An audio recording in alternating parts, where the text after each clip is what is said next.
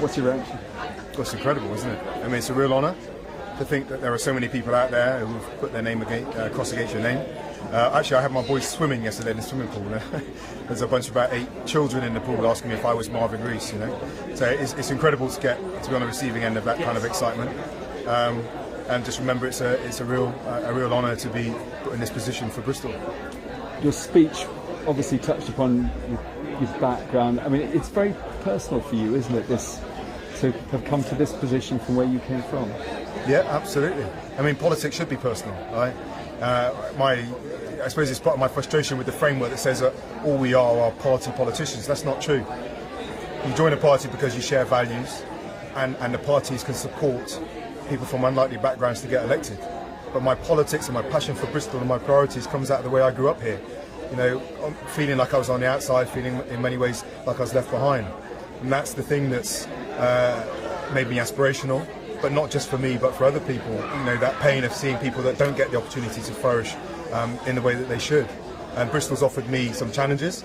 It's offered me a lot of opportunities. I want to make sure that those kind of opportunities are shared with other people as they come up through Bristol as well. And how much was this a vote for Marvin Rees? How much was a vote against George Ferguson? Probably mixed, to be perfectly frank. But we'll see it. I'm sure there'll be lots of analysis and deconstructions afterwards, and I'm sure that stuff will be laid bare. But I know that just walking around Bristol, that there has been a lot of support for me, and that's been amazing. Even this morning I was out running and a cyclist came past me, stopped, turned around, came back and asked me if I was Marvin, and it's fantastic to receive that. And I hope to repay it by making sure Bristol has the right priorities. It's very inclusive in the style of leadership. People can begin to feel a real difference. And just one thing, obviously your family here, it's you've got young children, etc. Difficult at the best of times, but it's a job which attracts a lot of flack, or certainly for George Ferguson it did. How are you going to handle that? Good friends.